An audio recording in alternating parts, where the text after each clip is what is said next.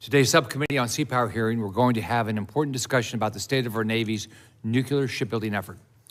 With us today is Rear Admiral Todd Weeks for strategic submarines, Rear Admiral Casey Moden for aircraft carriers, Rear Admiral Jonathan Rucker for attack submarines, and Matt Sherman, who serves as the program manager for the Navy's new Maritime Industrial Base Office, which seeks to coordinate and execute investments to strengthen naval shipbuilding and maintenance. First, I'll thank each of you for being here today. As many of you know, I was in the Navy where I served as an operations specialist, really a radarman, really swabbed the decks a lot, cleaned the machines, on the USS Glover. It's alarming to me when I see some of our ships and hear about the countless delays in production to replace them, especially when these ships and submarines are often a crucial tool in projecting power in our seas and around the world. Today, the Navy's nuclear shipbuilding efforts are riddled with delays, workforce shortages, and industrial base strength stretched too thin, and we're at great risk of losing ground and falling behind adversaries like Communist China. We can look no further than our Virginia-class submarines, which are critical to America's undersea dominance, or the Columbia-class ballistic missile submarine, which was intended to replace our aging Ohio-class submarines and is crucial to our nuclear triad. This is just the start of our challenges and it's clear cause for concern. I'm very optimistic that with a focused industrial base, President Trump's leadership, and the newly announced Office of Shipbuilding, we're going to get back on track and ensure our naval forces are prepared to project power and maintain peace through strength. But like any business organization in need of a turnaround, we're going to need a plan to ensure our shipyards step up, improve retention, invest in new technologies, and work with industry partners to speed up production because our national security depends on it. Today, this subcommittee is seeking clear answers on how our witnesses will deal with these challenges and deliver for the American people.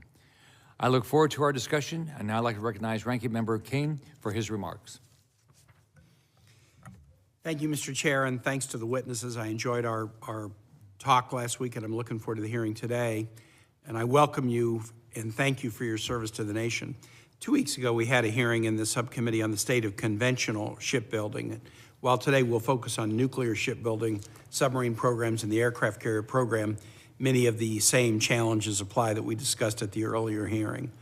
We don't yet know what the FY26 budget request will be for these programs, but we do know that Secretary Hegseth has decided to try to protect Virginia-class submarines and executive surface ships from the 8% budget cut drill that he directed last month, at least in the initial phase. So while we wait for budget clarity, today we can discuss the state of the industrial base that supports our nuclear shipbuilding program and what the Navy is doing to support that industrial base. We also need to discuss the important question, the big question of how to get Virginia-class, Columbia-class, and Ford-class delivered on time. This is particularly important for our submarines given the construction schedule, operational demands, and the commitments that we've made pursuant to the AUKUS agreement. We have to be open to new approaches and admit that what we have been doing needs to change if we want better outcomes. I want to thank the chairman, and I look forward to our witnesses' testimony. Thank you, Ranking Member Kane. Okay, why don't we just start? Mr. Sherman, you want to start first? Yes, sir. Thank you. Chairman Scott, Ranking Member Kane, and distinguished members of the subcommittee, thank you for the opportunity to appear before you today. As we commemorate the 250th anniversary of the Navy, we reflect on our unmatched legacy of guaranteed freedom of the seas, a legacy enabled by our sailors, which is not possible without the American industrial base, its workforce, and their ability to leverage modern manufacturing methods to build and maintain the Navy the nation needs. Today, we must confront and overcome persistent challenges, including workforce shortages and supply chain disruptions that are causing delays in ship deliveries. In order to do this, we must embrace a number of vital opportunities, including adopting advanced manufacturing for our entire maritime ecosystem, expanding and strengthening the network of shipbuilding suppliers, leveraging the power of capital markets for national defense at this time, and removing statutory, regulatory, or policy-driven bureaucratic barriers that stand in the way of maximizing maritime capacity. The Maritime Industrial Base program is leading efforts to reinvigorate the industrial base in order to expand shipbuilding capacity. In this effort, our priorities are: 1, systematically expanding and reinforcing supply chain capacity to ensure timely delivery of critical components. 2, addressing workforce challenges through partnering with government and private organizations across key regions in an all-hands-on-deck effort that will attract, train, and retain American manufacturing and engineering workers. The nuclear and conventional shipbuilding and repair industrial base must hire approximately 250,000 skilled and well-compensated workers over the next decade. 3, bold and urgent adoption of advanced manufacturing in all aspects of the ship life cycle. This can be done by integrating additive manufacturing, robotics, automation, and artificial intelligence into how we build and maintain our Navy. To do all of this, the Navy is working closely with our industrial-based partners and has launched nearly 1,200 supplier development, workforce, and advanced manufacturing projects in 40 states, all of them focused on supporting businesses, improving throughput, and updating antiquated tooling and production processes. Foundational investments like these take time to mature. We are planting trees, not growing houseplants. Since 2018, we have expanded parts delivery for submarines by more than 250%, and this production must more than double again in order to deliver the nuclear Navy that the nation needs. We can get this done. In parallel, we have supported industry efforts to recruit, train, and retain over 2,600 new employees, 12,600 new employees in 2024, helping to address critical labor shortages in skilled trades and naval engineering fields. We're also seeing momentum in advanced manufacturing, where the adoption of cutting-edge technologies is driving innovation and improving productivity across the industrial base. The Navy's Additive Manufacturing Center of Excellence in Danville, Virginia, has already printed more than 270 parts, and this year will partner with the advanced manufacturing industry to mitigate over 1,000 days of delay in parts availability. These efforts are on track to revolutionize critical parts procurement with the ability to print thousands of parts quickly and with unprecedented quality. In conclusion, our shipbuilding industrial base stands at a pivotal moment. Thanks to strong congressional support and by investing in our workforce, infrastructure, and manufacturing technology, we can ensure that the United States Navy remains the world's premier maritime force, not just today, but for the next 250 years and beyond. Thank you for your dedicated support for our sailors, our crucial industrial base workforce, and their collective mission. I look forward to your questions. Thank you. Admiral? Chairman Scott, Ranking Member Kane, it is my honor to be here today to address the state of nuclear shipbuilding. As the Program Executive Officer for Strategic Submarines, I have cradle-to-grave responsibility for the sea-based leg of the American nuclear triad, the largest and most survivable leg. I provide proactive and focused acquisition, modernization, and lifecycle management for both the new Columbia-class strategic submarine and the existing Ohio-class strategic and guided missile submarines. The Columbia-class is the Navy's #1 acquisition priority and a critical once-in-a-generation recapitalization effort for this foundational leg of the nation's nuclear triad.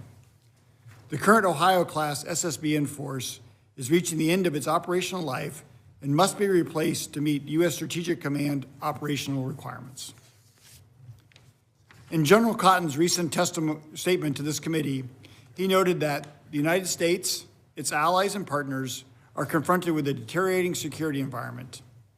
The Chinese Communist Party's investment in the expansion of its land, sea, and air-based nuclear delivery platforms, along with Russia maintaining the largest and most diverse nuclear arsenal in the world, only reinforces the assertion that no portfolio needs recapitalization more than the nuclear portfolio.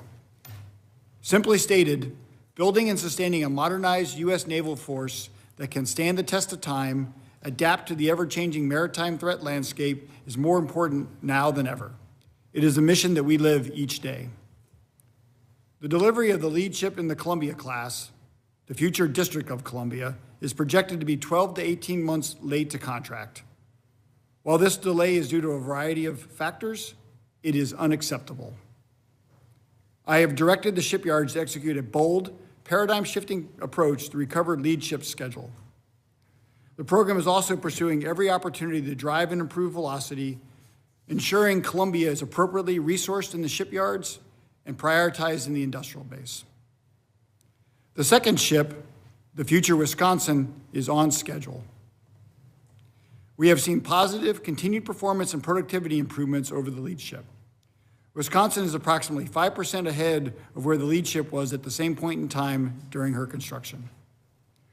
Early procurement and construction activities are underway for the next 5 ships, building on the learning demonstrated on Wisconsin. I would like to thank the committee for your steadfast support of nuclear shipbuilding.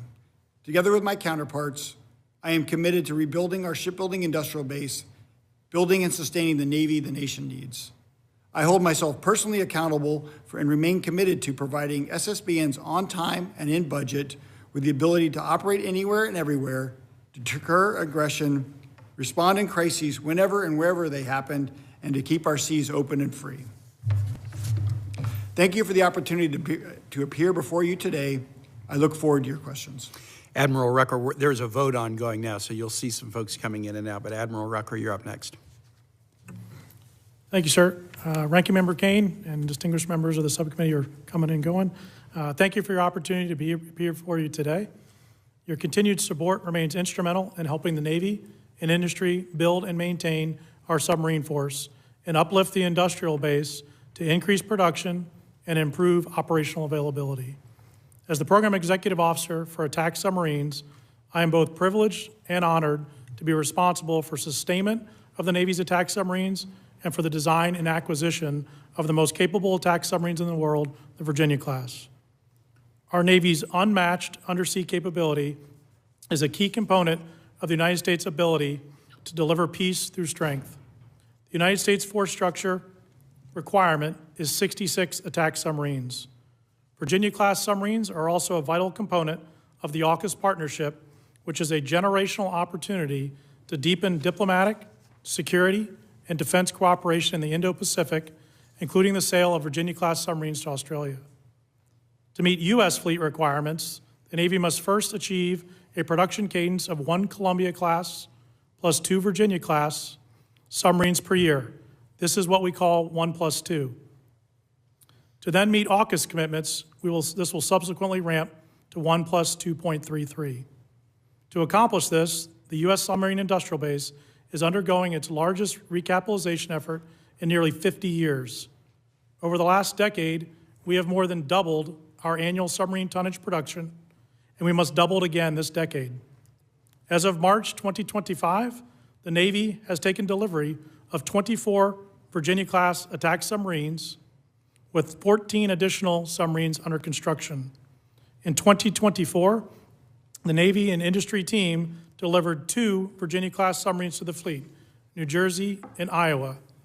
And we are tracking to deliver 2 more submarines in 2025, Massachusetts and Idaho.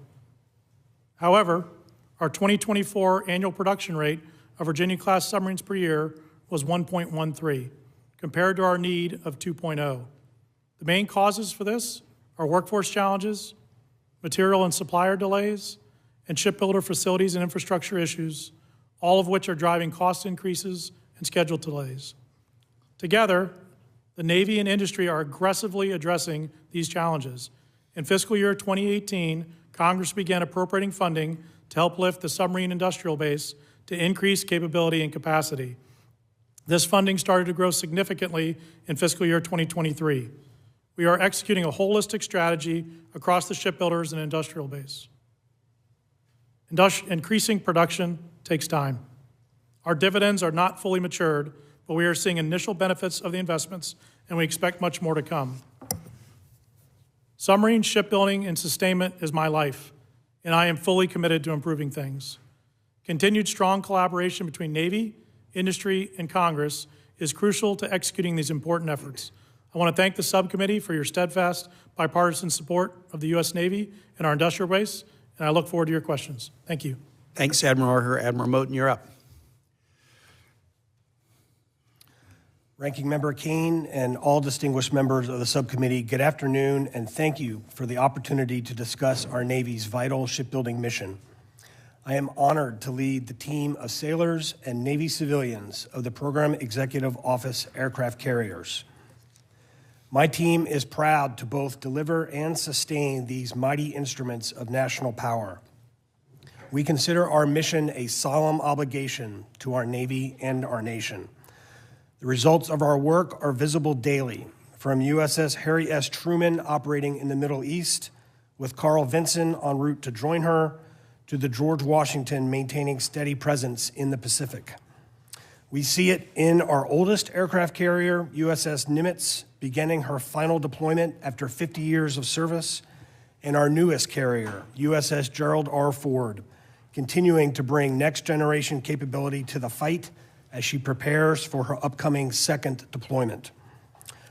Our future Ford-class aircraft carriers are under construction at Newport News Shipbuilding, where we continue working closely with the shipbuilder to address challenges and improve performance.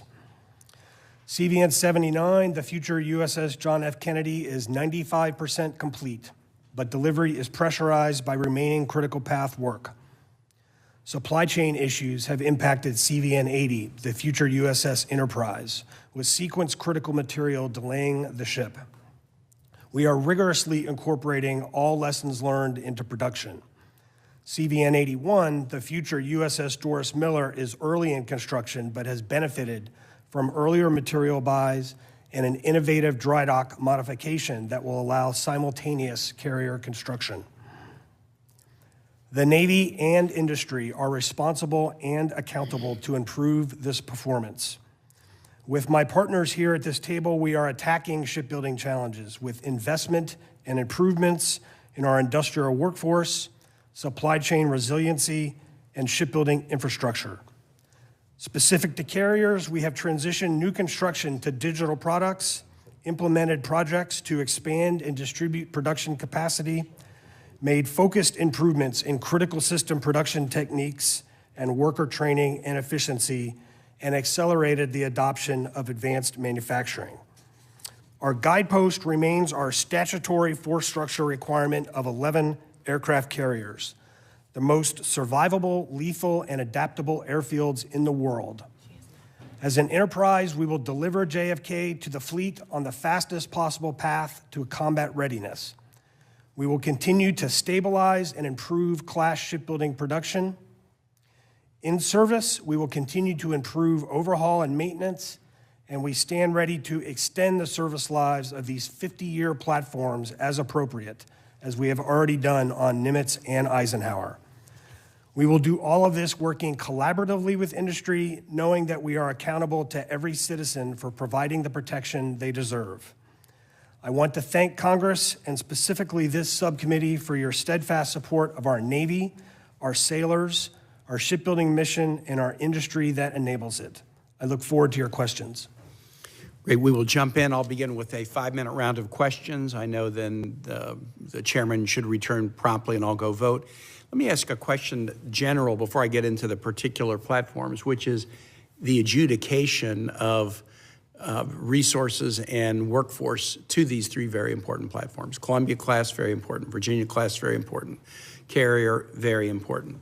You cite some of the reasons for delays or not being able to do the work we need to do in a timely fashion, and the reasons you cite are similar: supply chain issues, workforce issues.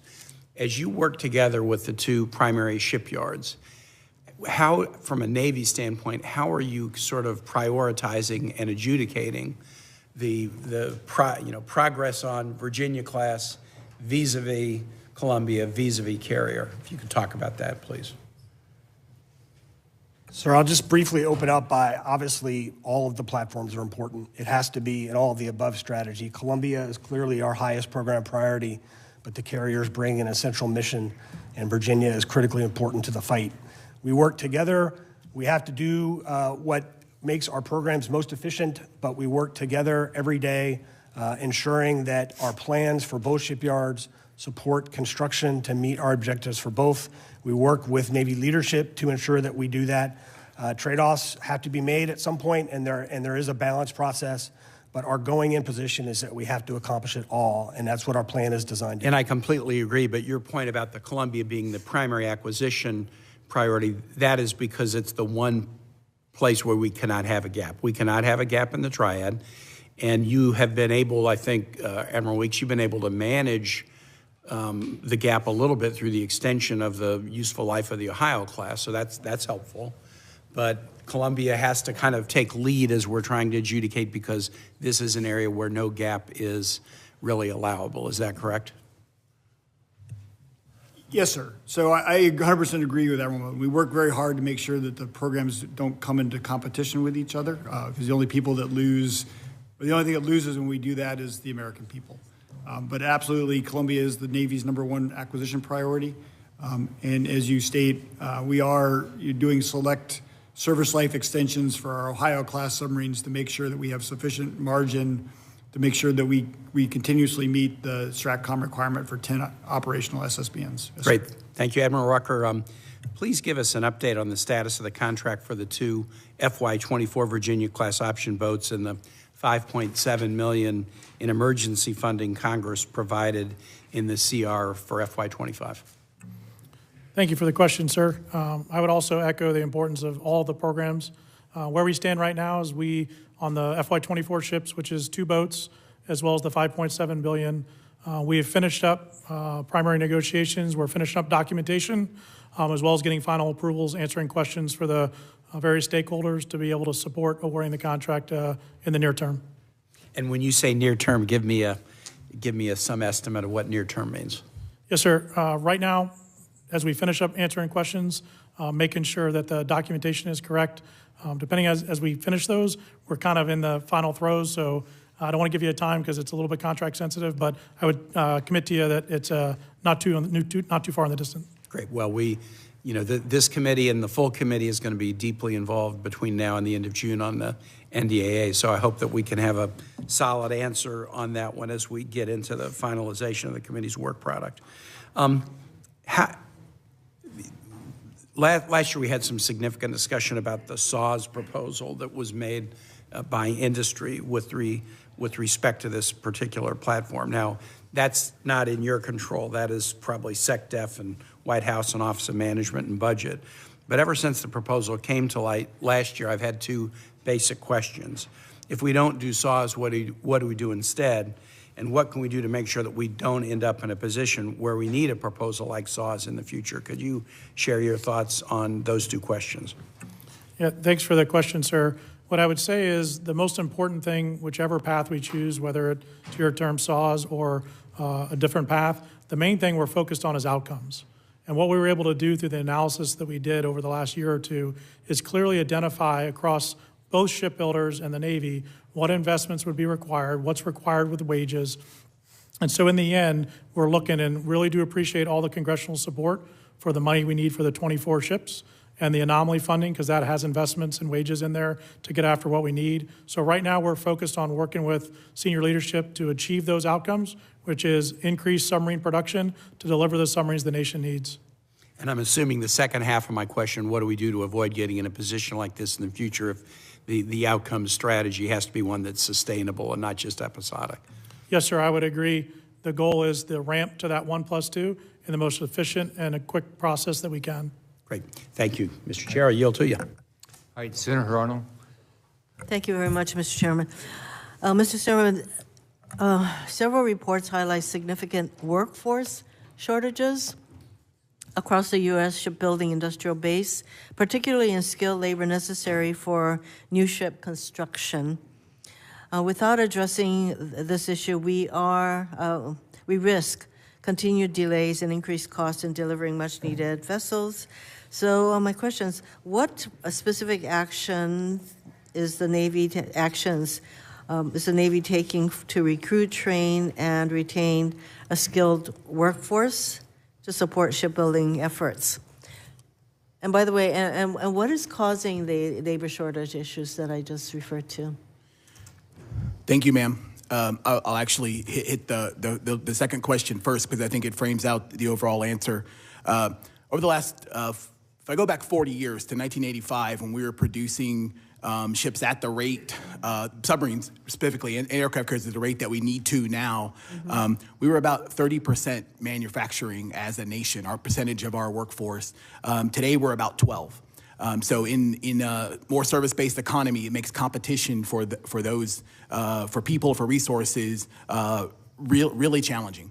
What we are doing is really a 3-pronged approach, right? It is actually, attracting workforce. We've established a buildsubmarines.com campaign that has resulted in 2.7 million job applications with thousands and thousands of jobs on a website that we work with a nonprofit partner.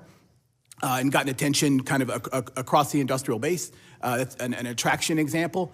In training, we've worked both with the shipbuilders, now working with the public shipyards as well, starting relatively recently with the formation of the MIB program, and working with supply chains across 6 of our most intense regions to support partnerships between community colleges and those supply chain partners to do that. And then finally, retention. We have additional work to do here, but our critical team that's building and maintaining our nuclear ships should be paid more than the service industry wage, and that over time that wage that wage gap that we had for many years has gone away, and so we're interested in addressing that, but also very critically, we have to train supervisors. Another thing that causes retention issues is inexperienced or poorly trained supervisors, and we have the least experienced supervisors that we've had at any point in our history that we can mine data for, and so we have to address that issue as well. I mean, clearly, without an adequate workforce, and you have retirements, you have people, all of that you have to be very focused. And are you focused on the areas that I talked about? It doesn't happen. The workforce doesn't happen because it's a good thing. You have to be very intentional about getting the people you need and to retain them. So I conclude that that's what you're doing? Yeah, yes, ma'am. So one of the other issues is that there are always massive cost overruns. And so the estimates that we get for how much a ship will cost usually is way off. Is there a way that you can better tell us what the costs are so that we're not facing massive overruns due to basically an inability to estimate what the cost will be over time? Have you thought about using an independent entity to estimate the cost that might be involved? Yes, ma'am. Who wants to respond to that? I will do that, Go ma'am. ahead. In general, in shipbuilding, good cost estimates are key to informing the process. They're key to understanding the business case. I know that's recognized as the best case in shipbuilding. I know that GAO has recognized that and the business case itself as best practices for shipbuilding. So I completely agree. Our process is set up so that when we are getting ready to procure a new class or new ships, we actually have independent cost estimates. There's a team that we work closely with but does their own cost estimates. Depending on the buy, we often have other sources of cost. We talk to CBO and others. And so we do take several inputs, all designed to increase the fidelity of those estimates and improve our budgets. We then obviously have to perform. The other half of your question is cost efficiency, and clearly that's part of the national efforts that Mr. Sermon talks about, and that we're working at each of our shipbuilders to improve their cost performance. I can't tell if my time is, I think it is, 20. So I will submit other questions for the record, Mr. Chairman. Thank you. When you contract with the private sector, do you mandate that they contract, or do they voluntarily bid and not do what they said they're going to do? So much. Voluntarily, you don't have a mandate that they have to sign a contract with you, right? Okay. Sir, it depends in which area of shipbuilding. I know certainly in aircraft carriers and nuclear shipbuilding, our shipbuilders, we have our two primary builders. For aircraft carriers, Newport News Shipbuilding is our only supplier.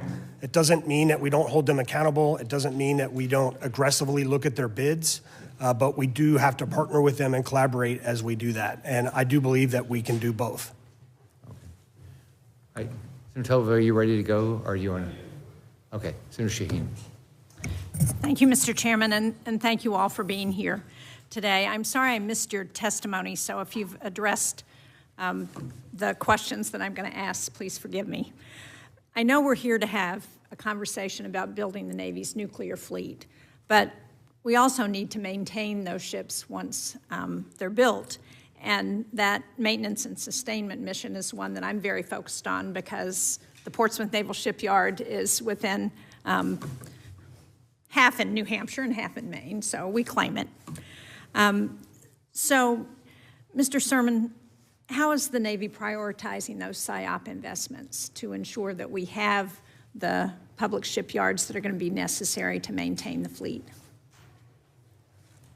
Thank you for the question, ma'am. My organization actually works closely with the SIOP office on the intersection between those fundamental infrastructure investments in things like dry docks and buildings at our public shipyards, and how my organization is pressing to use additional advanced manufacturing. And so how do we put together the new facilities, the additional people needed with advanced manufacturing? So we're working very closely with them on that, and understand there's particularly at Portsmouth, as I happen to know, a very mature SIOP program ongoing, and tracking with them as the new dry docks come in, as the new buildings come in. How do we best leverage technology and the workforce efforts that we're doing across New England, frankly, from Electric Boat to BIW and with Portsmouth? How do we put all those things in battery together? Organizations really focused around putting all the things, the workforce, the manufacturing technology, and the infrastructure with these partners together for better results. Well, thank you. And as I'm sure you know, since you sound like you've been up to Portsmouth, the work that's going on there is going to make them much more efficient in terms of the job that they're doing, which will integrate better with the shipbuilding that's happening at BIW and Electric Boat. Yes, ma'am. I want to follow up on Senator Hirono's question about workforce, and I appreciated the comments that folks made about the effort to hire, recruit, and retain skilled workers. It's been an ongoing challenge at the shipyard, I know, as people have retired, because one of the challenges is just our unemployment rate is so low, there are a lot of options for people. And the uncertainty right now around what's happening in the Department of Defense has created a lot of anxiety and concern that it's going to make the situation worse. So I know that the Department of Defense has indicated that our public shipyards should be exempt from policies like the deferred resignation program, the mass firings, but my understanding is also that the actual policy guidance has been very slow to arrive. So what can you say that will reassure folks that that policy guidance is actually going to come and they don't need to worry about their current jobs and look for something else, because we do value the job that they're performing? I guess that's for you, Mr. Sermon. Thank you, ma'am. What I can say is that I am confident in the demand signal for submarines. I am confident in the demand signal for repairing submarines, and quite frankly, because you talked about BIW and that work too. As my organization reaches to support across shipbuilding and ship repair, very confident in our need for surface ships and that continued work ongoing. And honestly, that's what I would say is I'm confident in that demand signal for the Navy. Well, I agree with that, but I guess it doesn't address the policy guidance question and the slowness with which the Secretary's office, I guess, has come down to reassure people that they're not going to be fired. I don't know if somebody else would like to address that. Ma'am, I would just offer at the general, I think all of us would agree that we need a strong professional workforce in shipbuilding and ship sustainment, including at Portsmouth Naval Shipyard, and all of our naval shipyards. And I think you mentioned the exemptions that have been announced for the public shipyard workers. I think all of us also earnestly have to agree, though, that we need to perform as efficiently as we can. I would just point out that in Portsmouth, they have been on time and on budget. Yes, ma'am. I would just close by saying that it's our job to do both, to have that professional workforce and to be efficient. Well, I would hope that when possible, you would urge that the policy guidance reflect that intent. Yes, ma'am. Thank you. Thank you, Mr. Chairman. Thank you, Chairman Scott, for this hearing. I hadn't been in this business long, but I've noticed the shortcomings of shipbuilding since I've been on this committee and Armed Services Committee. We build components for submarines, the Columbia class and the Virginia class at Austell and Mobile. Probably most of you know that.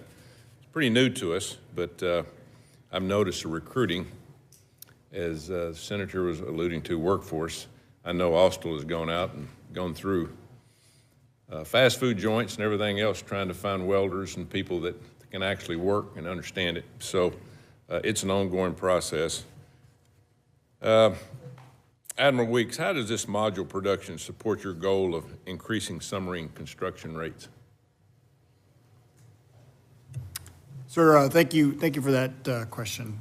So as we look at the constrained capacity in our primary build yards, it's really important that we recognize that broadening that shipbuilding industrial base, or the shipbuilding base beyond those 2 yards, is really the opportunity we need to be able to, again, bring more folks to bear, bring different geographical regions to bear, and alleviate the strain on our primary yards, right? And that will then allow them to do most efficiently what only they can do, which is things like outfitting, final assembly, and testing. So have we seen an increase in production by doing this? Yes, sir. Yeah. Sir, it has been, anytime you put something new in a new facility that's not done that kind of work before, you expect that it's going to take a little bit of time to come up to speed.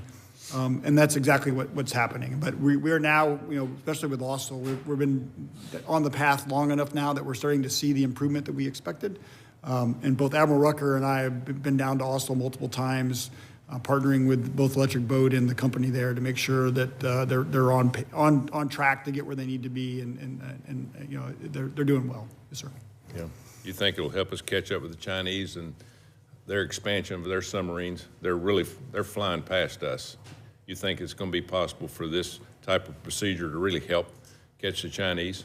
Yes, sir. I think it's absolutely critical that we expand our industrial base. That is the only way we're going to be able to compete. Yes, sir. Thank you, Admiral Rucker. What can the Navy and Congress do to accelerate outsourcing of modular production? Thank you for the question, sir. I agree with everything Admiral Weeks said and the importance of outsourcing. Where we stand today, we have a goal by 2026 to get up to about 7 million man-hours annually. That's equivalent of a surface ship destroyer from our submarine yards out to the industrial base. As of end of 2024, we were at about 3 million hours, so we're about halfway there. As Admiral Weeks said, we've been down to Austell. They've already delivered the first 2 large submodules for Virginia class. They've got 3 more they're working right now. The next one's going to be delivering this summer, and then they keep on going. We need that strategic outsourcing to increase the overall capability and capacity for large structural fabrication, machining, electrical. So we're going to continue to work with the shipbuilders to ensure that we can execute that efficiently and effectively. Admiral Moten, any thoughts on strategic outsourcing as a method to increase our shipyard output? Yes, Senator, I completely agree with my colleagues on the importance. I think it's a critical part of our strategy to, as you say, to improve our pace of shipbuilding. I would note in the example of Austell, the aircraft elevators for CVN 80 and 81 are both being built there as well. So we've done that closer to Hampton Roads. Outsourcing has been an important part of Newport News shipbuilding strategy to improve on aircraft carrier production. They've gone to several suppliers to help with construction of modules, including a site just across the river in the Hampton Roads area that's focused on adding real estate and the ability to do panels more quickly to support our carrier shipbuilding. So I agree, it's critical. Now, visiting Austell, I noticed that, especially in submarines, nickel is a huge part of very important parts of the submarine. And our supply chain there, any 3 of you, can you give an update on, do we have a better supply of nickel now? Is it getting worse? Because we don't have a lot of nickel in our country. Anybody want to answer it? Mr. Sermon? Yes, sir. Thank you for the question. Nickel, is, as you point out, sir, is among the fundamental metals and alloys that we're continuing to work with OSD, Office of Secretary of Defense, to take a very careful look at and address as you pointed out, we do continue to have both price fluctuations, which are of course related to supply, but committed to addressing those, sir. Thank you. Just one other question, if I could, Mr. Sherman. The Navy and Capstone Investments put $150 million each to buy land from Alabama Shipyard just recently, which is just next to Austell.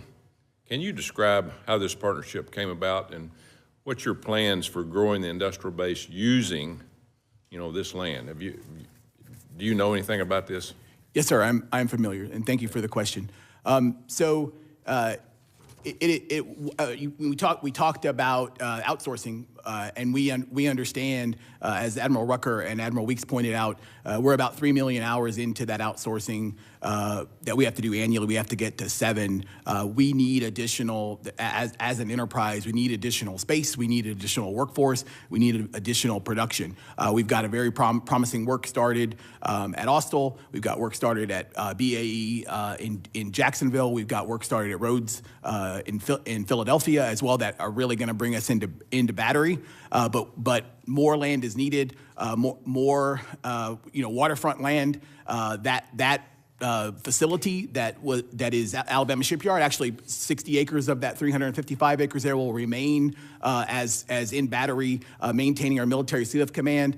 Much of the rest of that, our intention in an opportunity zone, public-private partnership is to work to bring that land into battery, much like it was, that exact same land was in battery, building Liberty ships and tankers during World War II, is to bring that in battery for supply chain activities, for submarine modules, and most importantly, from my perspective, advanced manufacturing that will fundamentally teach us across the entire industrial base, the entire nation, how to build ships, unmanned vehicles, and other kinds of naval activities better and more efficiently.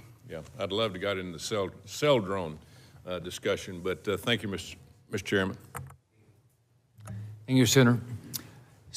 So first off, thanks to each of you for your answers. Mr. Sherman, so you run the Maritime Industrial Base Program.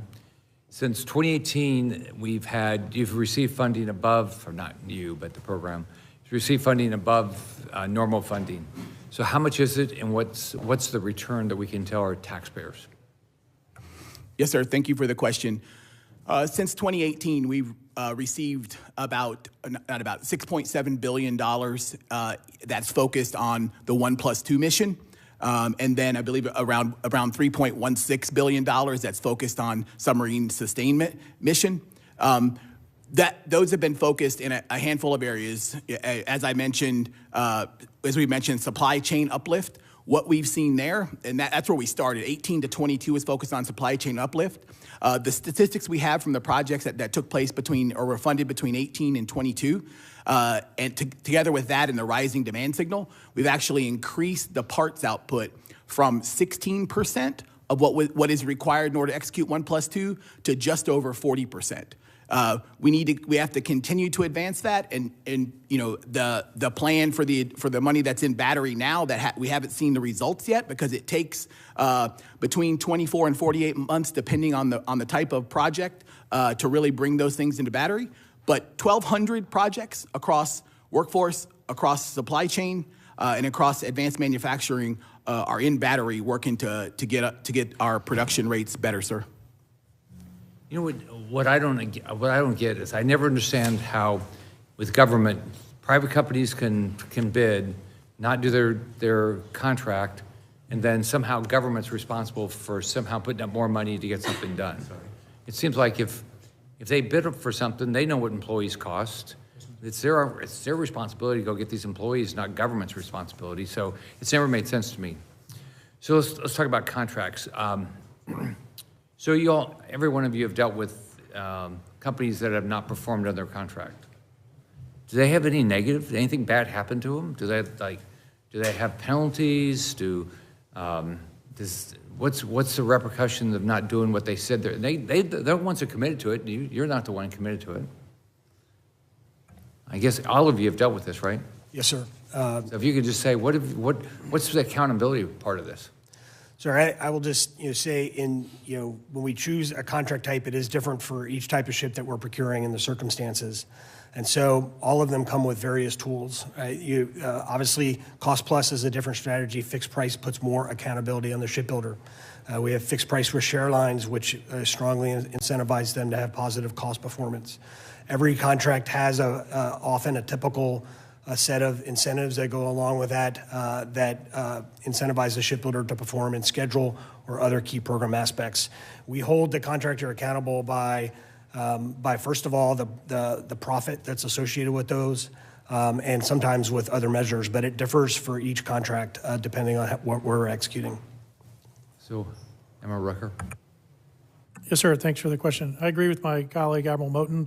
What I would also say is, in addition to holding them accountable via their profit and how much money they make or lose, we have had cases where vendors have not performed, one of our strategic outsourcing vendors, in which case we move the work from them to other vendors. So we do take action when we do see something that is affecting our production. Are they responsible for any increased cost if you have to move it? It goes back to what Admiral Weeks said, sir. It depends on the contract structure. So my answer is it depends. In some cases, they are fixed price contracts, which they are fully responsible. In other cases, it might be a cost contract, depending on if it's a development one or not. And so it depends on the amount of risk and how we share that risk. Emma Weeks. Yes, sir. And I would add that in extreme cases, we can also withhold payments. So we do we'll retain some of the payments if the companies are not performing to the contract. So that is another tool that's in our inventory if we needed to use it. Sermon. Yes, sir. As Admiral Rucker said, we've had 17 suppliers where we've stood up additional suppliers where we were single source previously with the submarine industrial base investments. To fully address your question, sir, I would say that the direction that we are headed with these maritime industrial base efforts, with partnering across the submarine and aircraft carrier community, is particularly in submarines, is to get to leverage competitive forces to get the best results, and both in terms of schedule and cost out of our industrial base. And as we build up the maritime industrial base, we are positioning ourselves to better leverage those forces. Thank you. Senator Sheehy. Thanks for your time today, gentlemen. How do we boost our forward submarine tender capability? My understanding is we're pretty low on those right now. Thanks for the question, sir. Right now we have two. Right now they're helping us, if you're probably familiar with the maintenance that was done over in Australia. We actually positioned our tender there to help the USS Hawaii when it was over there doing maintenance, USS Minnesota as well. Right now those two tenders are what we are using, but as part of the budget process, the evaluation's ongoing on what's going to take to replace them. How many do you think we need to be fully operational capable for the whole fleet? So the answer depends. It depends on where we end up with the fleet, sir, but I'd have to take that for the record. I'm not the expert on how many we need right now, so I'd have to take that for the record. Do you have enough? The two that we have today, they are fully utilized, sir. Okay. And then, as we explore a near-peer environment, is the Virginia class and I know the Columbia class as well, is that where we need to be operational-wise, do you think, as far as capabilities for a near-peer engagement, or do we think there's a next-gen investment we need to make for our undersea dominance? Yes, sir. Thanks for the question. As the PEO for attack submarines, I own not only the Virginia-class construction and sustainment, but also the development of the next-generation SSNX. The Virginia is an extremely capable platform. There's no peer like it in the world, so it is executing missions today for national security. However, as we look out in the future and where the rest of the world is going, we are realizing what we need to add in terms of payload, speed, stealth, and survivability. And so that's what we're looking for, the next generation attack submarine. But our intent is to continue for the 25 shipbuilding plan, continuing to build Virginia-class in parallel as well. And our replacement capability for that, which ties back to our maritime industrial base, if we enter into a sustained conflict, our ability to replace vessels, should they be attrited, do you feel confident we have the ability to have replacement both undersea and for our surface vessels? Great question, sir. For our submarines, our 4 public shipyards are what have the primary capacity to repair our submarines, as well as our 2 private shipbuilders. We've been undergoing material strategy to ensure that we can uplift and provide, working with Matt Sermon's team and the rest of the industrial base, to provide the necessary spare parts that we have on the shelf so that as we need to do those repairs, they're more available. We've obviously, as we went down to low rate production, had less on the shelf. So now we're in the process of not only improving submarine construction, but our sustainment efforts as well. So I would just briefly add as well on the sustainment side, that the ability of our naval shipyards and our private shipyards to do a quick repair is a big focus. I know for Naval Sea Systems Command and other organizations, basically the ability to respond to battle damage is something that we have significantly increased focus on in recent years. It's a key part of how we would respond to any conflict. Yeah, and I think my concern is, we've become very comfortable, in the not near peer environment where, we may have damage, but my biggest concern is when it's a near peer conflict and we're losing ships, i.e. they're destroyed and sunk, and our ability to replace those at a rate higher than the adversary. Right now, our adversary builds vessels 230 times faster than we do. So the advantage we had last time we had a big naval war in Westpac was our ability to replace those vessels rapidly. Now that advantage lies with our adversary. So two things either have to happen, one or both. We have to be eminently survivable under any combat conditions, or we have to be able to replace. And right now, we can't replace. So Yes, sir. And we do need to do both. Yep. And then one final question. I think as we see relatively low intensity conflict, with our naval combat in the Red Sea, what have you learned as far as I don't think we've had any major vessel damage from that, but of course we've had magazine replacement, and we've had to keep those ships combat operational. Are there many lessons that you've gleaned from the fleet now that we've actually seen for the first time in decades some pretty steady naval combat that we can adopt quickly? So I will just say, obviously, that's not day-to-day, as the aircraft shipbuilder, but as a naval officer, I've been extremely proud to watch what's happened in the Red Sea. Our fleet has responded magnificently. Getting our assets on station, supporting them in theater has been significant. I know that Admiral Cooper and others have talked explicitly about the incredible performance of the crews of our carrier strike groups. We are learning on the fly. We are outpacing anyone's ability to keep up with us as we adapt to the tactics and techniques that have been used and made improvements on the fly to ensure that our entire Navy force out there is able to respond. And obviously, so far, it's been successful. And so we have learned a lot, but we have a lot to be proud of as well. Thank you. Mr. Blumenthal. Thanks, Mr. Chairman. Thank you all for being here today. Thank you for your testimony and your service to our nation. I want to begin on submarines. I was at the commissioning of the Iowa on Saturday. As always, with all the commissionings and christenings, a stirring and moving event, and a tribute to the great workforce at EB. I was talking to Mark Rea. I'm sure you're familiar with him, and he seemed pretty optimistic about the progress on hiring enough of the skilled workforce that are necessary in the thousands. Is that your assessment as well, Rear Admiral Rucker? Thanks for the question, sir, and good to see you again. Good seeing you at the Iowa on Saturday. I will applaud you for being able to make it up there, given your schedule, I know. Yes, sir, I would agree. From 2022 to 2023, we saw across both shipbuilders about a 41% increase in their hiring. And in 2024, they pretty much met their goals. Our challenge now is to continue to work with them on their attrition. Those rates have come down since 2022. However, they're still higher than they need to be, especially in the 1 to 2 year workforce range. And so that's an effort that we are working together with them to address. Is there anything you would recommend our doing in the NDAA to make possible or make more likely that workforce, meeting that workforce challenge? Yes, sir. There are multiple things that we're doing, so I appreciate the question. I would say the workforce is one of the number one things that is needed to be able to build the submarines and aircraft carriers. Wages is one of the top things, and so appreciate Congress's continued support and the funding that came in, the emergency supplemental, the $5.7 billion of that, about $520 million of that is specifically to go after wages on current contracts across all three of our programs. And that's something as we move forward, we can hopefully be able to continue to do that so we can pay the people that do the work what they should earn and deserve to earn. They're in the midst, or they're beginning contract negotiations with a number of their unions, I believe, and I think that's very important to meet the goals and challenges of their workers in an era of rising prices and possibly even higher prices in the future.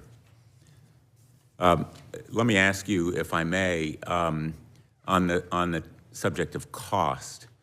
Both the Columbia-class and the Virginia-class programs depend on nuclear-grade skill, high-yield steel alloys, other kinds of extremely specialized materials coming from a supply base that has shrunk over the last few years. I think in the 1980s there were 17,000 suppliers. Today they're around 5,000. Will tariffs impact the costs of producing our nuclear submarines? Senator, thank you for that question. As I'm sure you're aware, the vast majority of the components that go, certainly into the Columbia class, but also the Virginia class, are American-made components. The Navy anticipates that there may be some cost increases associated with tariffs. However, it's really too early to be able to assess what those might be. I'm sorry, maybe it's going to be up to the suppliers to determine what the... No, sir. I mean, the Navy, as we have worked together with industry to evaluate what the, as costs change and go up or go down, depending on what market you're talking about. Again, it's all sort of rides, all the things we procure for the, certainly in the commodity space, like steel and things like that, really do ride on kind of what the market is, right? And so as the things sort of ebb and flow, our ability to work together with industry to be able to evaluate what the impact would be to our program specifically. So we really don't know at this point? We do not know, yes, sir. Let me ask you, what is the timetable for the Columbia currently being constructed and the next two, if you can tell us? Yes, sir. So lead ship, District of Columbia, right now we are projecting it to be 12 to 18 months late to contract. However, we're taking action right now to accelerate and recover as much schedule as we possibly can. The second ship, Wisconsin, is currently on schedule. So we're on schedule to deliver that ship at the 80-month contract. The next 5 ships, we're really in the early construction phase of those, so we have not yet, we're not in a position yet to be able to evaluate where they are relative to the delivery schedule. However, all the activities that we have going on right now are all on track. So just to be more precise, the Columbia will be ready in about 2027? Sir, it'll be closer to 2029. 2029? Yes, sir. And the next, the Wisconsin, what year? So Wisconsin will deliver in 2032, but I won't. 2032? Yes, sir. And the one after that, the Groton? So that, sir, would be in 2034. 2034. Sure. Let me, I recognize I'm out of time. Mr. Chairman, maybe if we have a second round and I can stay, I'll come back with more questions. Thank you. Thank you, Mr. Chairman.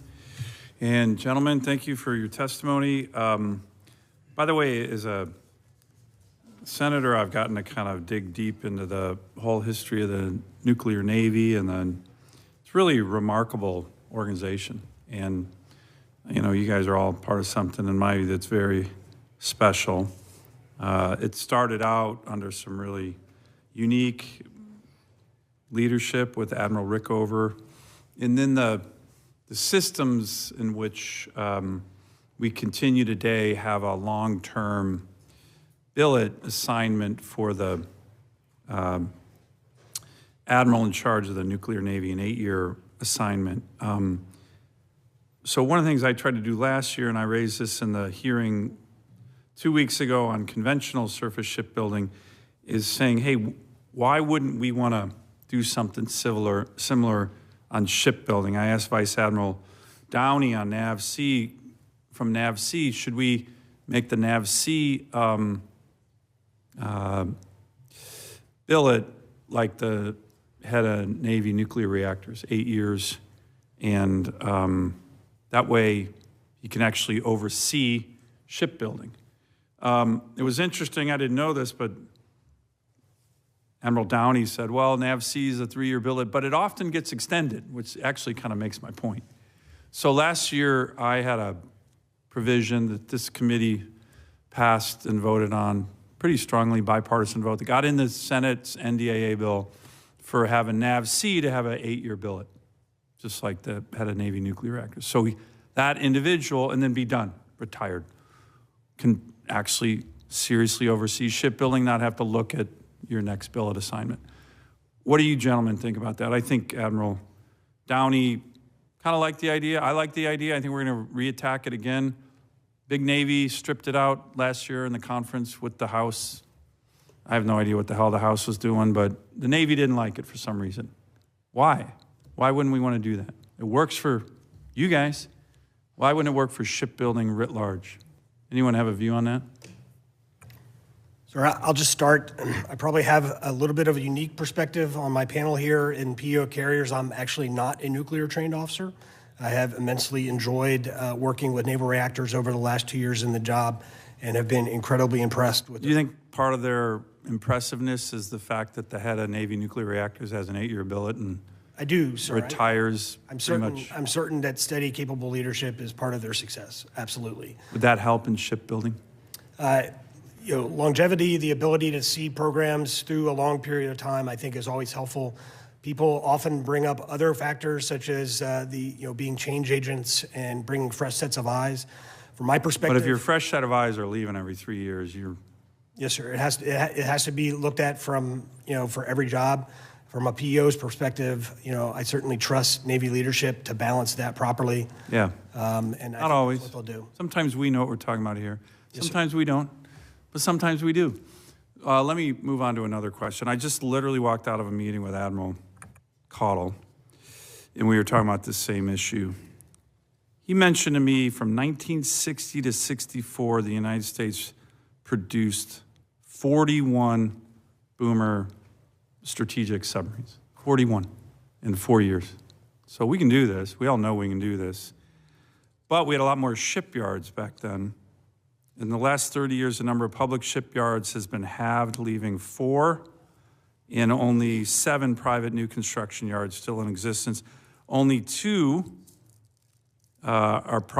what's more concerning is that we have only 2 private nuclear shipyards, and both of those are on the East Coast. The good news is there's very strong bipartisan support right now in the Senate and the House to help the Navy fix its shipbuilding crisis. And now you have the support of the President of the United States, who in his State of the Union has said he's making this a priority. Do we need more shipyards? Do we need West Coast shipyards? And if we did, I think this Congress would say, how many? We'll pay for them. What do you guys think? Open any and all. I appreciate the question, sir. I think with our 2 nuclear shipbuilders today, we've been talking so far to the committee about all the work we're doing to move work outside of the 2 shipbuilders to what we call strategic outsourcing. Mm-hmm. The number we were talking about, it's about 7 million hours per year, so the equivalent of a surface ship, a destroyer that we're pushing out to the industrial base to other locations from a public But do we need more shipyards? So the shipyards, we're actually evaluating that right now, sir. We have a joint study going on with the Secretary of Defense's office, the Cape, as well as the Navy that will be finishing up, and we're in evaluation right now of what will be required. What do you think, Admiral? I actually am, and have the team that's running that study, and I'm waiting to see the final results, so I'll be able to get back to you later this year, sir. Admiral Weeks? So I agree with Admiral Rucker that we absolutely need more shipbuilding capacity in this nation. So whether that is discrete shipyards or as our current strategy is, which is to shift work out across the nation, right, not necessarily be constrained by coastal areas. I think again, from my perspective, the right answer is we've got to grow our capacity, and I think that comes in lots of different ways. And I'm looking forward to seeing the results of the study that Admiral Rucker referred to make sure we're being smart about how we pursue it. Ms. Sherman, Admiral Martin, any of you guys have a view on this? Sir, I think it's critically important that we get the shipyards that are both public in the maintenance world and, as you mentioned, our 2 nuclear yards to full capacity at 3 shifts and humming there as we assess this, which is part of what the study that Admiral Rucker is participating in is doing. And so the workforce efforts that we're undertaking to do that, to be able to really take advantage of 3 shifts at the public shipyards and take advantage of manning there, as well as how we use advanced manufacturing, have both got uplift possibilities. Sir, I completely agree with my partners up here. Aircraft carriers are a little bit different. Obviously, the size of the platform, there's only 2 naval shipyards that are able to work on them, and 1 shipyard that's able to build. But collectively, I think it's an important part of the discussion. We're actually part of the study that Admiral Rucker mentions. I can assure you that it is data-based. It is, looking hard at the future capacity and the future workload, and it's going to inform the right decision, I'm sure. Sorry, Mr. Chairman, just one final question on aircraft carriers. We have 1 company in America that can build aircraft carriers, is that right? That's correct, sir. Newport News Shipbuilding from HII is our carrier shipbuilder. Thank you. Senator King. Thank you, Mr. Chairman. I want to follow up on this line of questioning. Everybody around here for the past 3 or 4 years has been talking about rebuilding the defense industrial base, expanding the defense industrial base. How do we do it? Is that a matter of more contracts for the big prime contractors? Is it bringing new people into the business? Is it encouraging smaller companies? I mean, this is one of these things everybody talks about, but I never hear any much in the way of specifics about how to go about it. Mr. Sermon, what are your thoughts? Thank you, Senator. My 3 primary focus areas that are absolutely aimed at capacity are getting the workforce that we need, and that's going to be my next question. That's not just at the shipbuilders, but in the supply chain across the nation, right? Not just on where the shipyards are on the coast. Isn't one of the big issues supply chain? 2nd and 3rd order suppliers? Yes, sir. It absolutely is, and so. My second item is foundational investment in our supply chain. We have, in the submarine community in particular, about 70% of our critical suppliers are single or sole source, meaning we don't have a backup method. So getting a backup a backup supplier, or getting that supplier to where they're very competitive, both in terms of schedule and cost, is crucially important. But one of the problems, we've had testimony before the full committee that smaller companies have given up trying to contract with the Pentagon. It's so burdensome, slow, so much paperwork, and we're losing the opportunity to develop this capacity in anything but larger entities. Yes, sir. I think it's absolutely necessary for us to lower some of those barriers to entry, to get more suppliers in. One of the ways we're pursuing that is through advanced manufacturing. We see that, as we know, to get to the full 100% capacity required for the 1+2 number that we use, that we're going to require many additional components across the industrial base. And when we look at capacity and look at workforce and look at what our foundational infrastructure is, we know we'll need advanced manufacturing for that. What are the bottlenecks in the Columbia program? Is it suppliers? Is it electric boat? Where could we poke to improve the throughput? Yes, sir. I'll address that as the PEO for Columbia. So it is all the things that Matt Sermon said. It is absolutely supply chain challenges. I would offer that because of the unique authorities that we have with the Columbia program, so the advanced construction, advanced procurement authorities, we've been able to minimize some of those impacts, though we do still feel them. We also have the challenges in the shipyards themselves, right? The workforce, the green workforce we have in those shipyards, their ability to not be as efficient as they need to be. Those are also pacing us. And then unique to Columbia, at least on the first ship, is we have the first of class sort of learning that you always have with the first of class. So we're working through those as well. Let's talk about workforce. You fellows have mentioned it 2 or 3 times. I believe we're headed into a time when workforce is a huge barrier now. I was with the building supply companies in Maine today, they have workforce problems. Everybody's facing workforce problems. And we always talk about wages. I think, Admiral, you mentioned wages. But I believe we're going to have to start talking about things like childcare and parking, because those are the things that are necessary in order to enable people to get to work. And I hope the Navy is, and I know they are in some cases, thinking about those kinds of, that's a legitimate part of the workforce proposition, is these kinds of ancillary benefits, if you will, to attract workers that we need. Yes, sir. I would 100% agree with you. Congress did a great job in the FY23 NDAA about talking about workforce incentives and matching with the shipbuilders and our industry partners when we establish contracts. We've been putting those into some of the most recent shipbuilding contracts, and many of those are looking at things such as childcare, parking, quality of supporting the workforce to then allow them to be able to be the most effective and efficient at their jobs. And that has to be part of it. Mr. Chairman, I want to associate myself with Senator Sullivan's comments about tenure, tour. I think of myself, after 3 years, I barely was learning how this place worked. And to learn all you learn in 3 years and then move on, I think that's a discussion that should be had more generally. I'll never forget interviewing General Dunford when he left Afghanistan, and all the knowledge that he had that was walking out the door. So I think that's something that we ought to be talking about generally, not only in nuclear shipbuilding or shipbuilding generally, but across the board, particularly at these high expertise positions. Thank you, Mr. Chairman. I yield. Thank you, Senator King. I don't want to ask about the content of these communications, but I just want to ask sort of the fact of communications. Have any of you been consulted about how the proposed shipbuilding office at the White House should be composed and what mission that they should take? Sir, I'll say that all of us had the opportunity to actually review the draft executive order for the White House Office of Shipbuilding and the other measures that are in there, and we were able to provide feedback, so it was very positive that we had the ability to do that and continue to have feedback.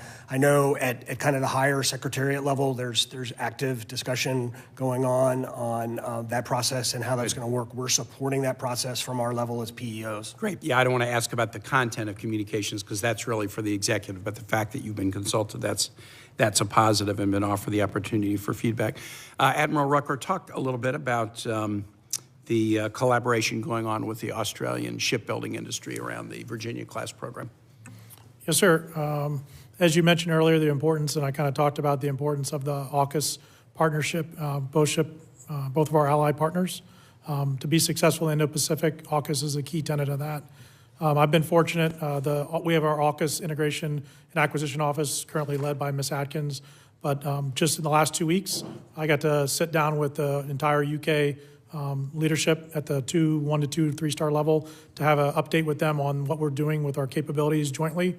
And then as part of AUKUS, both the Australian Submarine Agency and the Australian Submarine Corporation was just over 2 weeks ago meeting with them. So far, we're seeing great efforts that they are leaning forward with the workers that are at Pearl Harbor Shipyard, about 154 of them.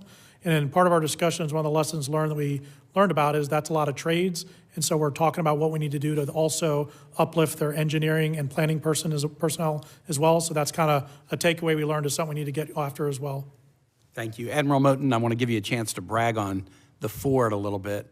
You know, this committee has been very focused over the years on the delays and cost issues with the Ford class, with the arresting gear, with the weapons elevator, with the launch system.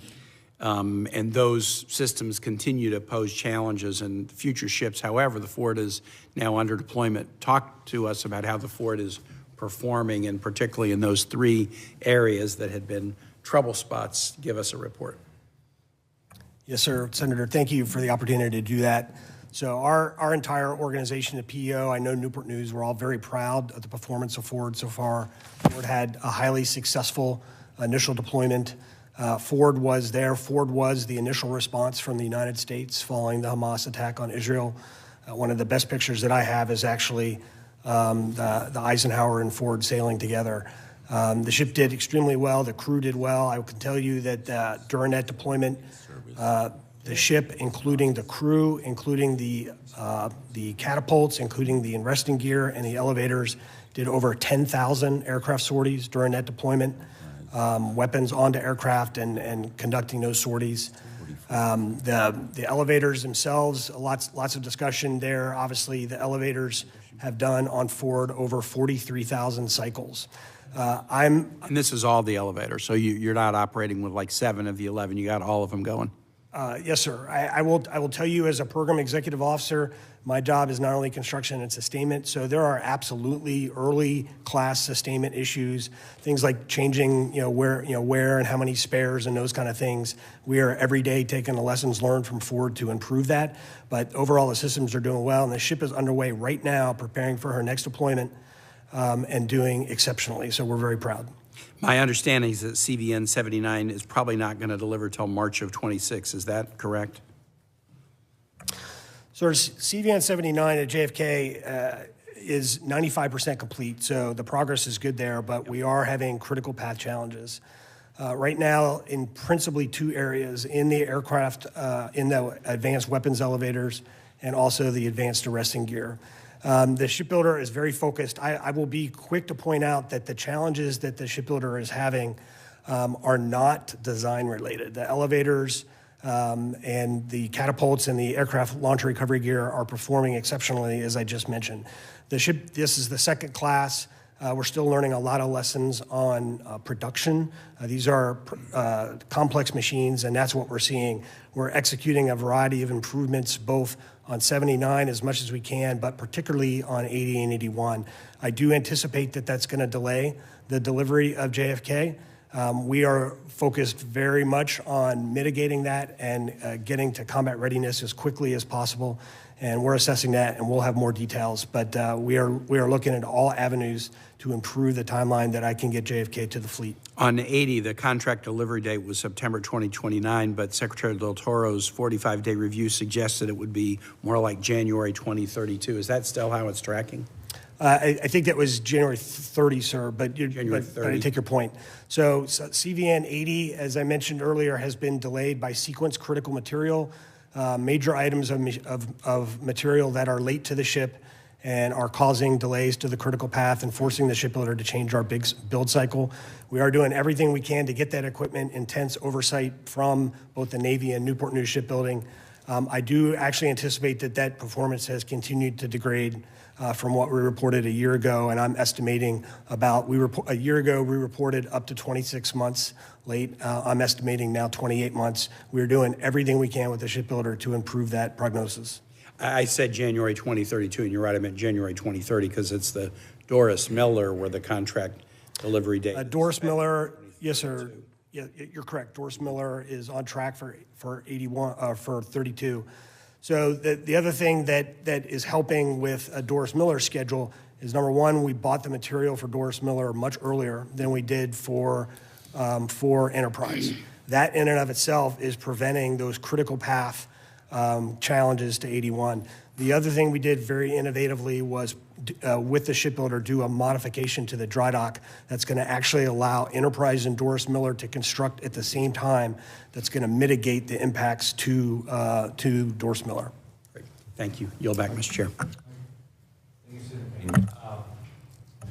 Mr. Sermon, I guess I don't know if it was you did this or somebody else, but you shifted from executing industrial base funding through shipyards to a new not-for-profit Blue Forge Alliance. Can you talk about how much money we've given to Blue Forge Alliance and if we've gotten a return? Yes, sir, I can. So over the course of, since 2023, we have done approximately 200 supply chain projects, as well as numerous workforce efforts, as well as coordination of our advanced manufacturing college, bringing together colleges and our technical community efforts via a nonprofit company called Blue Forge Alliance. That company has about right around $2 billion that has flowed through it to the industrial base. On the efforts I talked about, primarily on supply chain projects. Right, the company is a nonprofit. The company has a overhead rate and an execution rate that is actually less expensive for executing these projects than we had as we were executing them with the shipbuilders. But just as importantly, the projects that they are executing, it has, and I believe that the shipbuilders would share this perspective, takes pressure off of the shipbuilders supply chain team, who is buying this 5X, really 6X by components increase across the industrial base. We bring the Blue Forge Alliance team into Battery to go and execute the actual investment projects that raise capability and capacity. But no means stuck on like, hey, we got to use Blue Forge Alliance for this either. My plan going forward is to maximize bringing in partners from across the defense industrial base, from other parts of the United States, from other industrial base places of excellence where we've seen these kind of uplifts and learning and having more partnerships to ultimately get us to 1+2, to get us to 1+2 and a third. Thank you. Thank you. Admiral Weeks, when you talk about the different ballistic missile submarines, when they're going to be ready, is that actually ready to go to combat? Or is that just delivered and there's still going to be a lot of work to do afterwards? Yeah, so the dates I was quoting earlier were delivery dates out of the shipbuilder. There is another, approximately 18 months of time it takes from when the ship is delivered till it's ready for first patrol. Lead ship is a little bit longer, but we are partnering with the fleet to shrink that to as small a period of time as we possibly can. Is that still way later than what they thought? Yes, sir. It's still we're still looking at it basically carries forward into that on patrol date. Although we're looking to shrink some of that, as well as as I mentioned earlier, the work we're doing with the shipbuilders to try to accelerate delivery schedules to get the ship delivered as soon as possible. So that's the fastest right now. That's the thing we can do. We're also working with the fleet to optimize that post delivery to first patrol time frame to make sure we're cutting out all the extra stuff in there and make sure it's really just the things we have to do. Okay. So how many shipyards can we build at nuclear aircraft carrier, and how many do we have? Sir, given the size of the aircraft carrier and the specialized facilities, we only have one shipyard in the United States that's capable of building them, and that's Newport News Shipbuilding under HII. Okay. And could they be built overseas? Are there shipyards overseas? Not that immediately could build a carrier. I'd have to check and see if there were one that were big enough potentially. But obviously, with the nuclear power aspects of the carrier, the complex machinery, which is part of what makes forward capability so special, I would say it would probably be unlikely, in my opinion, that we could do that overseas. But I'm always willing to look at any alternative to improve performance. And so if they don't perform, then what do? We don't have any options? Sir, Newport News Shipbuilding is our partner in building aircraft carriers, but we also hold them accountable under the contract. All of the provisions that are in there are designed to incentivize their performance. If they don't do that properly, they don't get those incentives. We do that, and we hold them accountable in many other ways day to day on their performance, right? But at the end of the day, we do have to partner with them. I do believe that we can do both, and both RPO, Navy organizations such as the Supervisor Shipbuilding exercise accountability of the builder at all possible levels at the same time as we work with them to produce the ships. Wouldn't it be beneficial to have competition? Sir, it's always beneficial to have competition. Prior in my career as a captain, I was the destroyer program manager for the Arleigh Burke class. I very much enjoyed having two shipbuilders that were in competition with each other as we built that class. It has to be a class-by-class basis, and obviously the carrier brings special constraints. So, Emma Rucker, we're continuing to be way behind on the Virginia class program. Is it really anything that's happening now? Because didn't they tell us before we were going to be on time, and it still hasn't happened? What's realistic? And the same question I asked Admiral Weeks: when you say you're going to deliver something, it doesn't mean it's ready to go to war, right? And there's significant delays after that. Yes, sir. Thanks for the question. I'll kind of work my way from the second question here first. When we deliver Virginia class today, they are the highest quality platforms in the Navy, independently assessed by what's called our in-serve team. They have the highest quality score of any ship in the Navy. From the time we've delivered them, we've worked with the fleet based on the fleet's needs to actually deploy multiple submarines. So both New Jersey and Rickover both deployed before their post-shakedown availability, and Iowa's on track to do that this year as well. So my answer is, on that, we do support the fleet and let them use them and adjust our schedules when world events require that. Where we stand today on production, sir, we need to continue to improve. It's both an issue with the supply base and at the shipbuilders. We've got actions ongoing, both with congressional help to support the uplift of the supplier base. We've already seen some bottlenecks removed. We have more to go. And then at the shipbuilders, we need to get after their production capacity as well. So we're producing a little over one a year, right? And what are we funding? Are we funding more than that? We have funded two, the Congress has appropriated two and authorized two in the past. The 25 budget has one that's in there. The advantage of that one, which I've talked on the record before about, is right now the production system is what I would say is out of balance across manufacturing, kind of the steel production, outfitting, and final assembly and tests. We need to get that back rebalanced. We actually slowed down portions of the production system that were at a 2 per year rate to make sure the whole system could then be uplifted together.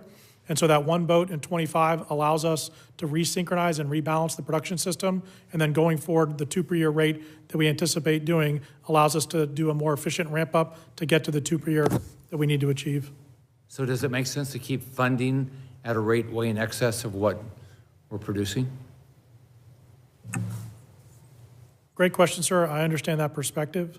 Part of the continuing to look going forward as we go into the 26 budget, obviously that's still being looked at. But the advantage of the 2 per year is if you look across the production system, we need all phases of it to get to that 2 per year. And so if we go back down to 1 per year, looking out in the future, the ability to ramp back up to 2 would cause us to have that same challenges of ramp, which we're going through now. We have a clear plan working with Matt Sermon's team in the industrial base, and then with our shipbuilders on a path to get there. So going back down, we would still have to get back up again to support what we need for our force structure of 66 submarines and then also our AUKUS partners. It just didn't seem to make much sense when we're funding 2, we're not getting 2. But if we don't keep funding 2, we'll never get to 2. It seems completely out of whack of what we're spending. Understand, sir, which is why in 25 we put 1 forward to kind of allow the system to catch back up and ensure we get rebalanced. Okay. All right. Anybody have any questions? Yeah, I have a couple. Thanks, Mr. Chairman. If I understand correctly, we funded 1 for 25, but we're funding 2 for the successive years when we hope to be back on 2 subs a year. The current PB 25 shipbuilding plan has 2 per year in it right now. Yes, sir.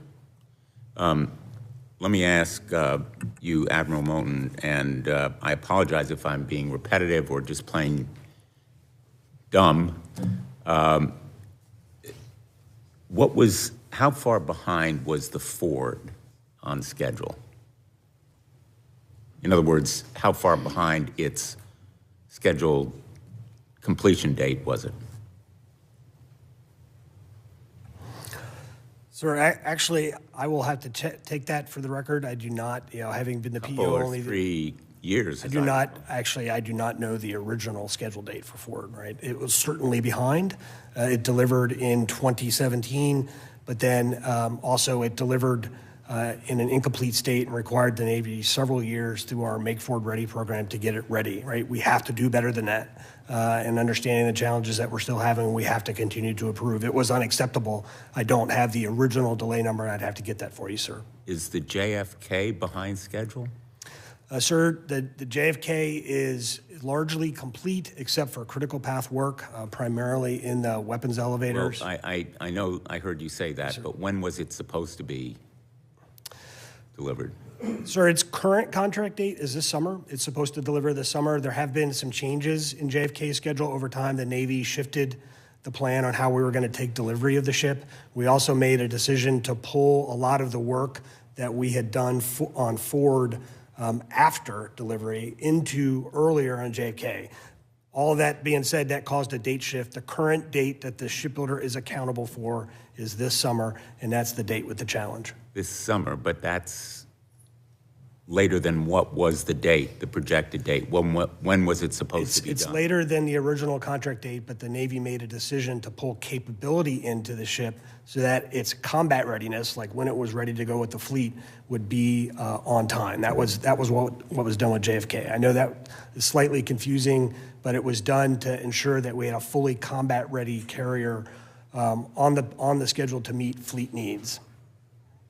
Okay, I have to confess, I don't understand that answer. Yes, sir. If I'm a home buyer, I go to a contractor, he says, I'll have the home ready for you to move in Yes, sir. Christmas of 2025. And if it's ready 2 years later, I can say it's 2 years behind. Yes, sir. In this case, in your analogy, we would have the original schedule for the home. The home buyer may want to put a pool, and we decided that we're going to go ahead and put the pool in before we take custody of the home. I understand that point, that maybe its capabilities were increased. But Yes, sir. my question is, the original JFK, when was it supposed to be ready? I do not have the original delivery date in front of me, sir. Okay, what is, can you get these answers for us? Absolutely. And the reason I'm asking is, you've got two more, Yes, sir.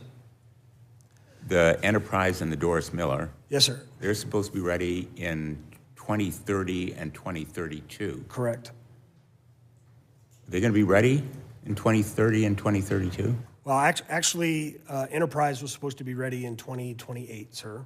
2028. And we are now projecting it's going to deliver in 2030 based on the That's 2 sequence. years behind.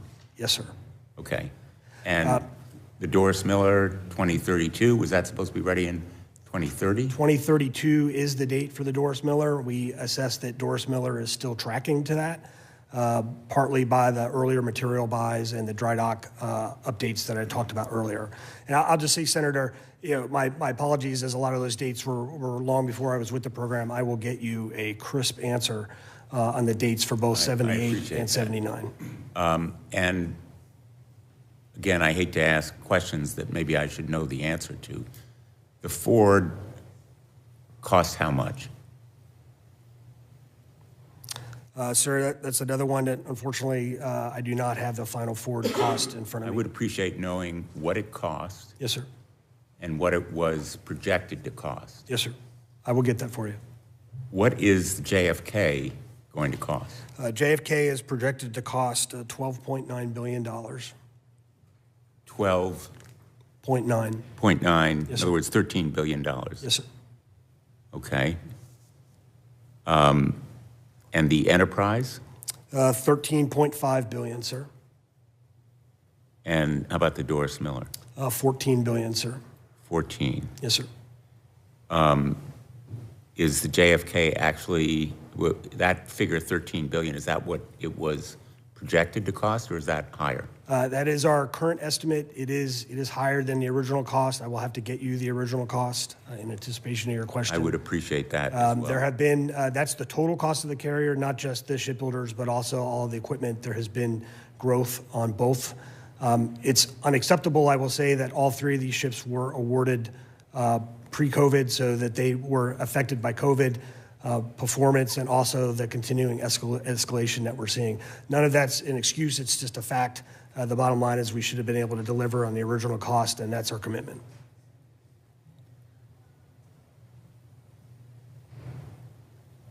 Okay. Have you done an analysis of, if you could give us this, what was the starting date, what was the original cost, what's it now, right? And then what the reasons?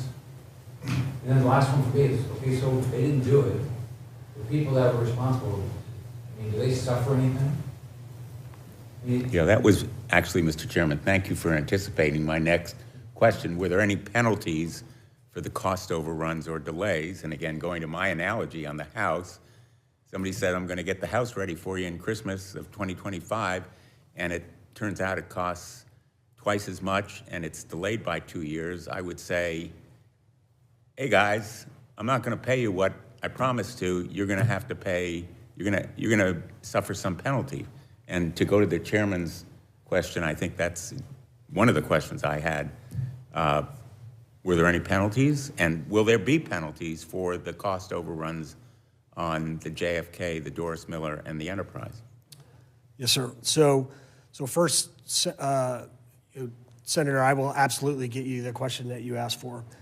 In terms of penalties, the way that the contracts are set up, Ford was a little bit of a different, as the lead ship, Ford was a cost-plus contract. And that's kind of a separate discussion. For 79, for 80, for 81, those ships are fixed-price contracts with what we call an incentive share line, and where basically the shipbuilder's profit is degraded as their cost of building the ship goes up. So they are absolutely paying a cost penalty for the shipbuilder cost growth on those ships. How much does their return or their profit go down? Do they absorb all of the cost overrun, or? So the way that to immediately absorb all of it would be what we call firm fixed price. For shipbuilding, what we often do, including on Ford class, is what we call a fixed price incentive fee. There's a target that they are supposed to hit with a target profit associated with that. And then we share either the overruns or underruns. So if there's an overrun, for every dollar in the overrun, the shipbuilder has to basically eat a certain amount of that out of their profit, and then the Navy pays. It's part of how we balance risk with the shipbuilders. It changes from contract to contract, but the contract is basically the same. So the chairman is a business person, so he can ask this question a lot better than I. But my question is, what is the percentage of profit on these ships? It differs from ship to ship, sir. Again, depending on kind of where you are in the class, it's a different construct, right? I could certainly give you an example. I think typically a typical ship percentage for profit may start out as perhaps 14% profit, right? And then that profit would degrade as cost performance degrades. If the shipbuilder of an aircraft carrier hits the target costs, for example, on the JFK, yes, sir, which is not going to happen, it would have been 14%. Do you know what it will be now that there have been some increase in costs beyond what it was supposed to be, cost overrun? Sir, I do know exactly where the Navy anticipates that the shipbuilder will end up in terms of cost and profit on that ship. That is a number that we typically do not say publicly in terms of reporting their returns. I would be completely willing to get specifics of those numbers to the committee outside of the hearing. But we do know precisely where we think their performance is and what the impact of that will be on their profitability on that contract. I would appreciate, I don't know how I don't want to be presumptuous here, but I would appreciate. You know what we should do is we can pull up, I'll get my office to do it, and I'll just send around to everybody. Let's get everybody's profitability of their public, most of them are publicly traded companies. We can just look at those numbers. And so you don't have to look at it it's not going to be perfect because they'll have all these different programs, as Senator Kane said, but that's one way to look at it. Yes, sir. Sir, we can absolutely get you to the committee. We can get the specific information. Certainly, to your point, sir, there's public information. I know that Newport News Shipbuilding has publicly talked about, declining cost performance and declining margins, including on their carrier work. They've said that in their own statements, and we certainly assess that that's true. It's just that for the specific numbers, we would get that to you separately. What I'll do is I'll get my team to just get all get approval of them. There's a lot of public, we can get it from all these analyst reports too. So I'll just get around to everybody. So all the ones that deal with, sea power. Great. That might be helpful. Thank you. Okay, anything else? Just two quick things. So one, this is a good kind of conversation back and forth about accountability and contracting mechanisms. So let me put one other contracting question into the mix, and I'm going to shift to something else. Block buys. So, I've been a block buy fan. You make a block buy, that should enable you to achieve cost savings by pre-ordering, supplies, et cetera, et cetera. But I wonder whether you have to factor in a downside to block buy, which is the block buys that were done, say, on Virginia class, were done at a time when we didn't know we were going to hit COVID and have big inflation. So you lock in a contract and you lock in a price, and then we had this significant inflation event that nobody was projecting. And so, I kind of wonder if you rolled it backward with the shipyard, or would we have wanted to do a block buy? If we had the crystal ball, we might have said, maybe it's not a good time to do a block buy. So now we hope we don't have COVID-type emergencies that put all kinds of inflationary pressure on things, but the block buy has a lot of positives, but they may not be all positive. So for purposes of thinking about the best way to contract to deliver a result and to have an accurate assessment of the cost and the timing, I'm not asking for an answer, but it's made me rethink a little bit about whether block buy is 100% the virtuous solution. Do you want to say something on that, Dick? And then I'll move to an unrelated issue. Yeah, I guess I'd be interested. I think that's a really important point. And I guess my question is, both of you, Admiral Rucker and Admiral Moten, have emphasized the importance of advanced buying of materials, which I think is critical. When you advance buy the materials, is it at a certain price so that even if, there are tariffs and inflation, and obviously steel and aluminum may be subject to tariffs. Steel and aluminum goes into these ships, but do you get the raw materials that you advance buy at a fixed price, or does it rise with inflation? Thanks for the question, Senator. The answer is it depends on the contract, but back to your question on block buys. We do block buys, we get an advantage of what's called economic order quantity funding in addition to the advanced procurement. By doing that, the shipbuilders, when we negotiate with them and they go do it, they lock in forward pricing rates so they actually can get a reasonable bulk buy, kind of like a Walmart. So that is a benefit. The downside to your point, Senator, is if there is some type of catastrophic change, just like they can benefit from it, and they did in early blocks, that unpredictable thing can result in a downside, and then we have to work with them on what makes the most sense on how we adjudicate it. Please, go ahead, Admiral Moten. Sorry, I would just add another tool that we have for the scenario you're talking about is something we call economic price adjustment that we put in many of our contracts. Often contracts have an economic price adjustment for material. And we do that so that if there's general market increase in particular types of material, some of that we are able to adjust the cost of the contract to account for that. We quite frankly do that because we found if we don't do that, the shipbuilder's perception of risk is oftentimes going to cause them to increase their prices possibly even more dramatically. So we consider it a risk balancing tool. The unrelated question I wanted to ask, Mr. Sermon, you mentioned in your opening testimony the additive manufacturing program in Danville, which is really designed to do two things. One, it's to train workers, that Danville cluster, to train the workforce, but also with additive manufacturing, it's also to come up with new strategies for dealing with supply chain issues. Is the Navy looking, I had heard that the Navy was thinking about doing another one in the upper Midwest, either Wisconsin or Michigan. Is that model something that the Navy is looking at dispersing more generally to try to help us deal both with workforce issues, but also to develop new technologies around innovative production through additive manufacturing of supply chain items and parts? Thank you, sir. Specifically, we are looking to leverage on the training side, and as you said, the accelerated training and defense manufacturing efforts in Danville that will provide 1,000 workers to the industrial base across the whole nation in steady state, which they'll be in next year, and we'll do that going forward. Has gotten we have had it critiqued and reviewed by the supply chain folks who've gotten those workers and have had outstanding feedback on saving 300 days in terms of workers getting to to full capability and capacity.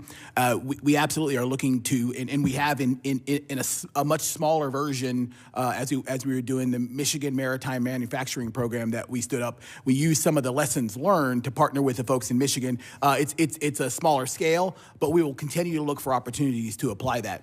On the advanced manufacturing, particularly metallic additive side of that, what the effort in Danville has been primarily focused on is we have struggled, as I would frankly say, as certainly as the Navy, more broadly in the entire nation. I've studied our economy to get additive manufacturing demand into that industrial base, right? We have, because of cost concerns, because of schedule concerns, because of, is that material really better than how we were doing castings and forgings? We've struggled to establish the additive manufacturing community.